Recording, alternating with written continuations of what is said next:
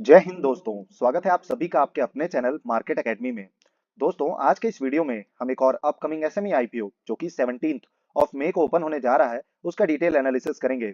दोस्तों, कंपनी का नाम है रीमस फार्मास्यूटिकल्स लिमिटेड।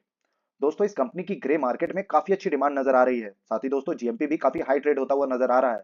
इसीलिए दोस्तों, इस कंपनी का डिटेल एनालिसिस करना बहुत जरूरी हो जाता है। और फ्रेंड्स, इसीलिए हम इस वीडियो में कंपनी की प्रोफाइल यानी बिजनेस मॉडल का डिटेल एनालिसिस करेंगे। साथ ही कंपनी के फाइनेंशियल्स और रिवेन्यू मॉडल को भी चेक करेंगे और जानेंगे कि कंपनी अपने आईपीओ को किस वैल्यूएशन पे लेकर के आई है। साथ ही मार्जिन्स को भी डिस्कस करेंगे और ऑब्जेक्ट्स ऑफ द इशू को भी जानेंगे, जिससे हमें पता लगेगा कि कंपनी आईपीओ से जो पैसा रेस करेगी उससे कंपनी काम क्या करने वाली है। और दोस्तों, आईपीओ से जुड़ी सारी डिटेल्स जैसे इंपॉर्टेंट डेट्स, करंट जीएमपी और ये आईपीओ आपको कितने लिस्टिंग गेन्स दे सकता है। साथ ही दोस्तों, आखिरी में कवर करेंगे कि हमें इस आईपीओ में अप्लाई करना है या फिर इसे अवॉइड करना है। तो दोस्तों, वीडियो काफी ज्यादा इंफॉर्मेटिव होने वाला है, तो प्लीज इसे लास्ट तक जरूर देखें। और हाँ दोस्तों, अगर अब तक आपने हमारे चैनल को सब्सक्राइब नहीं किया है तो प्लीज पहले चैनल को सब्सक्राइब जरूर कर लें और वीडियो को लाइक करना ना भूलें। साथ ही बेल आइकन को क्लिक करें ताकि आपको हमारे वीडियोस के इंपॉर्टेंट नोटिफिकेशन टाइम से मिलते रहें। चलिए दोस्तों, वीडियो को स्टार्ट करते हैं। और दोस्तों, सबसे पहले बात करते हैं कंपनी प्रोफाइल की कि आखिर ये कंपनी काम क्या करती है। So friend, this company is incorporated in 2015 and Remus Pharmaceutical Limited is engaged in marketing and distributing of finished formulations of pharmaceutical drugs। तो दोस्तों, कंपनी फार्मास्यूटिकल जो ड्रग्स हैं उनकी मार्केटिंग एंड डिस्ट्रीब्यूशन का काम करती है। And the product offerings of the company can be classified into two major categories. First है दोस्तों एपीआईज एंड सेकंड है फिनिश्ड फार्मास्यूटिकल फॉर्मुलेशंस। अब दोस्तों, एपीआईज क्या होते हैं? तो active pharmaceutical ingredient is the biologically active component of drug product like tablet, capsule, cream, injectable that produces the intended effect। And finished pharmaceutical formulations, so finished pharmaceutical formulations are therapeutic drugs available in different doses form। And the product folio consists of 429 products। तो दोस्तों, इनके product folio में almost 429 products हैं। They operate under different brand name across the globes and the company has 295 product registered in total of 13 countries and total 134 products under the process of registration in 16 countries। Remus Pharmaceutical has business to business supply agreement with 58 domestic distributors and 139 international distributors for distribution and or contract manufacturing supply। दोस्तों, जैसा कि हमने देखा था कि company का mainly काम ही distribution और सेलिंग का है, तो इसमें बहुत ज्यादा एक मेजर रोल प्ले करते हैं इनके डिस्ट्रीब्यूटर्स। तो कंपनी के पास 58 डोमेस्टिक डिस्ट्रीब्यूटर्स और सप्लायर्स हैं, वहीं 139 इंटरनेशनल डिस्ट्रीब्यूटर्स भी कंपनी के पास हैं, जो कि कंपनी के कामकाज को काफी अच्छे से स्मूथली ऑपरेट करने में उनकी बहुत मदद करते हैं। And the company has cultivated a strong and dependable customer relationship with its client and spread in more than 20 countries। These clients range from generic distributors, regional distributors, multinational distributors to hospitals and clinics। तो दोस्तों, company के जो clients हैं वो 20 countries में हैं। साथ ही उसमें जेनरिक डिस्ट्रीब्यूटर्स हैं, रीजनल डिस्ट्रीब्यूटर्स हैं, मल्टीनेशनल डिस्ट्रीब्यूटर्स हैं, साथ ही हॉस्पिटल्स और क्लिनिक्स भी कंपनी के क्लाइंट में आते हैं। अब दोस्तों, कंपनी से जुड़ी बाकी डिटेल्स को भी डिस्कस कर लेते हैं। तो जैसा कि आप देख सकते हैं कि कंपनी के पास 750 ग्रुप कंपनी इंप्लॉइज हैं। टोटल रजिस्ट्रेशन 500 प्लस का है। 50 प्लस कंट्री में कंपनी ऑपरेट करती है। 150 प्लस मिलियन डॉलर का कंपनी का ओवरऑल रिवेन्यू रहा है। एंड दोस्तों, ग्लोबल एक्रेडिटेशंस की अगर हम बात करें कि कौन सी सर्टिफाइड इंस्टीट्यूशंस हैं या फिर जो सर्टिफाइड करती हैं कंपनी को, कौन सी देश की कौन सी अलग अलग ऐसी एजेंसियां हैं, तो जैसे कि इंडिया की आईएसओ है, वैसे ही एफडीए फिलीपींस है, यूएसए फूड एंड ड्रग्स है, मो यमन है, पीबीपी केनिया है, डब्ल्यूएचओ जीएमपी है। तो दोस्तों, इस तरीके से आप देख सकते हैं कि कई सारी जो एजेंसीज हैं वो कंपनी के जो ड्रग्स हैं उनको सर्टिफाइड करती हैं। ऐसे ही तंजानिया की है, श्रीलंका की है, युगांडा की है। तो दोस्तों, इस तरीके से कंपनी का जो ओवरऑल प्रोडक्ट फोलियो है वो काफी स्ट्रांग नजर आता है। अब दोस्तों, कंपनी के जुड़े जो प्रोडक्ट फोलियो है उसको और थोड़ा डिटेल में डिस्कस कर लेते हैं कि किस तरीके की जो ड्रग्स हैं या फिर मेडिसिन हैं उनको सप्लाई करने का काम कंपनी करती है। तो जैसा कि हमने देखा था कि 400 plus and 600 product covering a wide range of therapeutic areas के मतलब प्रोडक्ट फोलियो कंपनी के प्रोडक्ट्स में है। एंड इसमें दोस्तों oncology, cardiovascular, anti diabetic, CNS, immune suppressant, antibiotic, antibacterial and dermatology जैसी जो एरियाज हैं फार्मा की, उन्हें कंपनी कवर करती है। और दोस्तों, अगर कंपनी के ऑफिस की हम बात करें तो इंडिया में जो ऑफिस है वो भोपाल में स्थित है और वहीं यूएस में भी कंपनी का ऑफिस है। अब दोस्तों, एक और बहुत ही इंपॉर्टेंट डेटा होता है जो हमें हमेशा ही चेक करना चाहिए, चाहे हम कंपनी में इन्वेस्ट करने के पर्पज से आईपीओ में अप्लाई कर रहे हैं या फिर सिर्फ लिस्टिंग गेन्स के लिए ही क्यों ना कर रहे हैं, वो है दोस्तों कंपनी के फाइनेंशियल्स को चेक करना।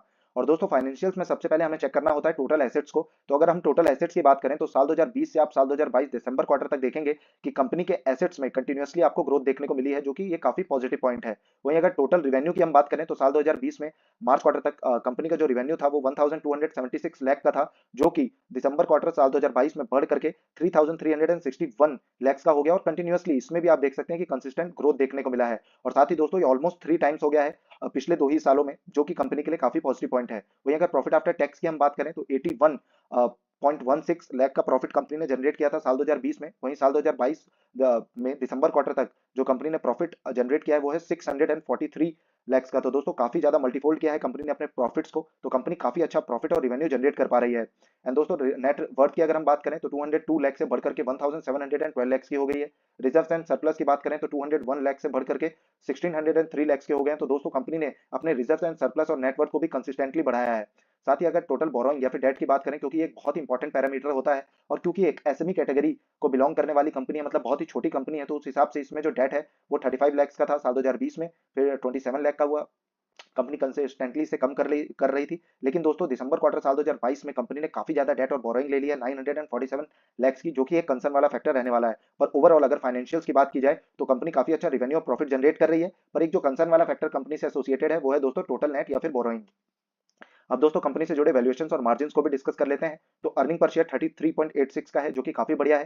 पी रेशो की अगर हम बात करें तो 33.19 से 36.30 का है। अब दोस्तों पी रेशो से हमें जानकारी मिलती है कि किस वैल्यूएशन पे कंपनी अपने आईपीओ को लेकर के आई है। तो दोस्तों अगर वैल्यूएशन वाइज देखा जाए तो कंपनी थोड़ी सी ओवर वैल्यूड नजर आ रही है, क्योंकि एक एसएमई कैटेगरी की कंपनी है, बहुत ही छोटी कंपनी है।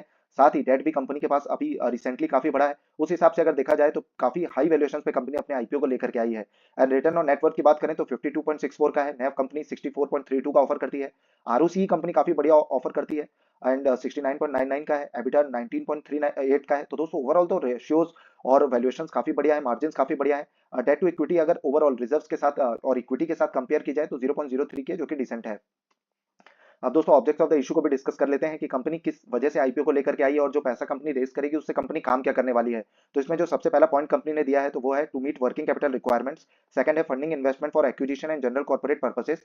थर्ड है दोस्तों to meet public issue expenses. अब दोस्तों आईपीओ से जुड़ी बाकी डिटेल्स को भी डिस्कस कर लेते हैं। तो जैसा कि हमने देखा था कि 17 ऑफ मई को आईपीओ ओपन होगा, 19 ऑफ मई इसकी क्लोजिंग डेट रहने वाली है। लिस्टिंग इसकी 29 ऑफ मई को होगी। 10 रुपए पर शेयर की फेस वैल्यू डिसाइड की गई है। वहीं अगर प्राइस की बात की जाए तो 1152 1229 पर शेयर का जो प्राइस बैंड है वो डिसाइड किया गया है और लॉट साइज 100 शेयर्स का रखा गया है। अब दोस्तों क्योंकि एक एसएमई कैटेगरी का आईपीओ है तो इसमें लॉट साइज जो है वो एक मेजर रोल प्ले करता है, क्योंकि दोस्तों जब आप फर्दर इस पे बाइंग या फिर सेलिंग करने जाएंगे तो ऐसा नहीं कि इसमें आप 1 या 2 शेयर या फिर 10 या 20 शेयर को बाय या फिर सेल कर सकते हैं। इसमें आपको पूरे लॉट में ही ट्रेडिंग करनी होगी और जैसे एक लॉट में 100 शेयर्स हैं तो आपको 100 शेयर्स ही एट अ टाइम बाय करने होंगे या फिर सेल करना होगा। बाकी दोस्तों आपको अगर एसएमई आईपीओ को डिटेल में समझना है तो आप आई बटन पे क्लिक कर इस वीडियो को जरूर देखें। उसके बाद आपको एसएमई आईपीओ से रिलेटेड कोई भी डाउट नहीं रहने वाला है। अब दोस्तों अगर टोटल इशू साइज की हम बात करें तो 47.69 करोड़ का ये इशू है, जो कि पूरा का पूरा फ्रेश इशू है। मतलब 47.69 करोड़ का ये फ्रेश इशू है। इसमें ऑफर फॉर सेल कुछ भी नहीं है, जो कि आईपीओ को काफी इंटरेस्टिंग बनाता है। और इशू टाइप की हम बात करें तो बुक बिल्ड इशू आईपीओ रहने वाला है, जिसकी लिस्टिंग एनएसई एसएमई में होने जा रही है। अब दोस्तों क्यूआईबी का भी इसमें कोटा है और आमतौर पर जब भी किसी एसएमई आईपीओ में क्यूआईबीस का कोटा होता है तो काफी अच्छा परफॉर्म करते हुए नजर आते हैं। और दोस्तों इसमें 50% का जो कोटा है वो रिजर्व किया गया है क्यूआईबीस के लिए, तो ये आईपीओ भी काफी अच्छा परफॉर्म कर सकता है, तो इसे ट्रैक पे जरूर रखें। वहीं एचएनआईस की अगर हम बात करें तो 15% का जो कोटा है वो एचएनआईस या फिर एनआईआईस के लिए रिजर्व किया गया है और बाकी बचा 35% का जो कोटा है वो रिटेल इन्वेस्टर्स के लिए रिजर्व किया गया है। अब दोस्तों आईपीओ से जुड़े टेंटेटिव टाइम टेबल को भी डिस्कस कर लेते हैं। तो ओपनिंग डेट इसकी 17 ऑफ मई की है, 19 ऑफ मई को इसकी क्लोजिंग रहने वाली है। अलॉटमेंट की जानकारी आपको लगेगी 24 ऑफ मई को, और अगर आपको अलॉटमेंट नहीं मिलता है तो 25 ऑफ मई को आपके पैसे आपको रिफंड कर दिए जाएंगे। और दोस्तों अगर आपको अलॉटमेंट मिल जाता है, आप लकी रहते हैं, तो दोस्तों आपके जो शेयर्स है वो आपको क्रेडिट कर दिए जाएंगे 26 ऑफ मई को, और इसकी लिस्टिंग जो है वो 29 ऑफ मई को रहने वाली है। अब दोस्तों आईपीओ के लॉट साइज को भी डिस्कस कर लेते हैं। तो रिटेल कैटेगरी में अगर आप एक लॉट के लिए यानी 100 शेयर्स के लिए इस पर्टिकुलर इशू में बिडिंग लगाना चाहते हैं तो जो अमाउंट आपको लगेगा वो है 1,22,900 रुपीज का। वहीं दोस्तों रिटेल कैटेगरी में मैक्स आप एक ही लॉट से अप्लाई कर सकते हैं, क्योंकि जो ओवरऑल मैक्स लिमिट है रिटेल कैटेगरी में वो 2 लाख रुपए की है और एक लॉट के लिए ही आपको 1,22,900 रुपीज लगने वाले हैं। तो यही आपकी मैक्स लिमिट रहने वाली है रिटेल कैटेगरी से। वहीं दोस्तों अगर एचएनआई कैटेगरी से आप मिनिमम 2 लॉट के लिए यानी 200 शेयर्स के लिए इस पर्टिकुलर इशू में बिडिंग लगाना चाहते हैं तो जो अमाउंट आपको लगेगा वो है 2,45,800 रुपीज का। अब दोस्तों इससे जुड़े कई सारे डाउट आते हैं कि रिटेल कैटेगरी से अप्लाई करें या फिर एचएनआई कैटेगरी से अप्लाई करें, और कैटेगरी वाइज जो एलोकेशन है वो किस तरीके से काम करता है, किस तरीके का उसका प्रोसेस है। तो इसको डिटेल में समझने के लिए कैटेगरी वाइज किस तरीके से अलॉटमेंट होता है और अलॉटमेंट की प्रोबेबिलिटी आप कैसे बढ़ा सकते हैं, इसे समझने के लिए आप आई बटन पे क्लिक कर इस वीडियो को जरूर देखें। ये आपकी बहुत ही ज्यादा हेल्प करने वाला है। और दोस्तों अब एक और बहुत इंपॉर्टेंट डेटा होता है जो हमें हमेशा ही चेक करना चाहिए किसी भी आईपीओ में अप्लाई करने से पहले, वो है दोस्तों जीएमपी को चेक करना। और जीएमपी होता है दोस्तों ग्रे मार्केट प्रीमियम। इससे हमें ग्रे मार्केट में आ रही डिमांड का भी पता लगता है, साथ ही जीएमपी से हमें लिस्टिंग गेन्स के भी आइडियाज लगते हैं। और दोस्तों जो रेमस फार्मास्यूटिकल कंपनी है, ये एक जैसा कि हमने देखा कि एसएमई कैटेगरी की कंपनी है, और इसका जो करंट जीएमपी चल रहा है वो 1349 के अप्रॉक्स चल रहा है। जो एस्टिमेटेड लिस्टिंग गेन्स जो शो सॉरी जीएमपी 120 का चल रहा है, और इसका जो एस्टिमेटेड लिस्टिंग गेन्स निकल करके आ रहे हैं ये 9.76% की लिस्टिंग शो कर रहे हैं।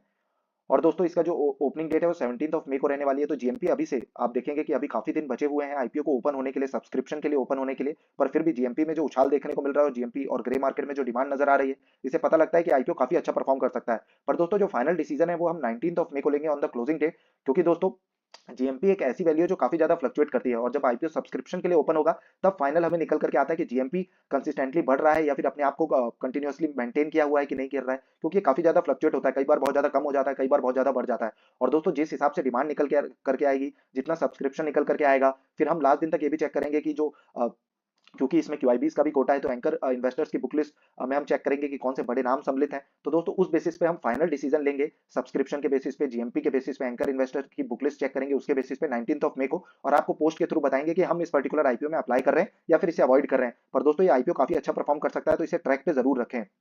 और दोस्तों जब भी किसी आईपीओ में आप अप्लाई करें तो अपने खुद की ओन रिसर्च भी करें और फाइनेंशियल एडवाइजर की सलाह लेना ना भूलें। अब दोस्तों बाकी आईपीओ जो कि अभी मार्केट में ओपन है, उनके भी लाइक जीएमपी को चेक कर लेते हैं। तो टाटा टेक्नोलॉजीज की बात करें तो अभी इसके ग्रे मार्केट में कोई भी डिमांड नजर नहीं आ रही है। और साथ ही दोस्तों कृष्णा स्ट्रैपिंग सॉल्यूशंस की बात करें तो 10 रुपए का जीएमपी चल रहा है, इस हिसाब से एस्टिमेटेड लिस्टिंग गेन्स 18.52% की लिस्टिंग शो कर रहे हैं। ये आईपीओ 16 ऑफ मई को ओपन होगा, आज ही हम शाम तक इस पे भी डेडिकेटेड वीडियो अपलोड कर देंगे। एंड औरो इंपैक्ट्स एंड केमिकल्स की हम बात करें तो 23.08% का इसका जो एस्टिमेटेड लिस्टिंग गेन्स नजर आ रहे हैं। तो दोस्तों ये आईपीओ काफी अच्छा परफॉर्म कर सकता है, इस पे हमने पहले ही डेडिकेटेड वीडियो अपलोड किया हुआ है, तो आप जरूर जाकर के आई बटन पे क्लिक कर इसे चेक करें। साथ ही दोस्तों टाटा टेक्नोलॉजीज का जो आईपीओ है वो इस साल का 2023 का सबसे बड़ा आईपीओ रहने वाला है इंडिया में, जिसमें काफी ज्यादा पैसा बन सकता है। तो दोस्तों इसके लिए भी हमने डेडिकेटेड वीडियो अपलोड किया हुआ है, आप जरूर चैनल को विजिट करें या फिर आई बटन पे क्लिक कर इस वीडियो को जरूर देखें। और दोस्तों ये तो हो गया आईपीओ से रिलेटेड चीजें। अब दोस्तों अगर आप अपने पोर्टफोलियो को बनाना चाहते हैं तो उसके लिए काफी फंडामेंटली स्ट्रॉन्ग कंपनीज को पिक करना होता है, और फंडामेंटल एनालिसिस सीखने के लिए, स्टेप बाय स्टेप उसे इजी वे में सीखने के लिए आप इस प्लेलिस्ट को जरूर चेक करें। आप आई बटन पे क्लिक कर इस प्लेलिस्ट को चेक कर सकते हैं। और दोस्तों अगर आप ऑप्शंस में ट्रेडिंग करते हैं और उनके बेसिक्स को सीखना चाहते हैं कि किस तरीके से ऑप्शन में ट्रेडिंग की जाती है, कैसे एक प्रॉफिटेबल ट्रेडर बना जाता है, तो दोस्तों आप इस प्लेलिस्ट को भी जरूर चेक करें। इसमें हमने स्टेप बाय स्टेप बहुत ही बेसिक तरीके से ग्रीक्स और सारे ही ऑप्शंस के बेसिक को कवर किया है। दोस्तों हम इस चैनल में सारी ही आईपीओस का डिटेल रिव्यू और एनालिसिस करते हैं, साथ ही फंडामेंटल एनालिसिस और टेक्निकल एनालिसिस कर आपको बताते हैं कि कब किस स्टॉक में चांस बन रहा है, कब किस स्टॉक में आप बाइंग कर सकते हैं। और दोस्तों साथ ही जितने भी स्टॉक मार्केट से रिलेटेड अपडेट्स हैं या फिर न्यूज और इवेंट्स हैं उन्हें भी कवर करते हैं और आप तक समय से पहुंचाते हैं। तो आप चैनल को जरूर सब्सक्राइब करें। ये वीडियो अगर आपको इन्फॉर्मेटिव लगा हो तो वीडियो को लाइक करना ना भूलें, और बेल आइकन को जरूर क्लिक कर लें और ऑल के नोटिफिकेशन को टैप करें, ताकि आपको हमारे वीडियोस के इंपॉर्टेंट नोटिफिकेशन टाइम से मिलते रहें। धन्यवाद दोस्तों।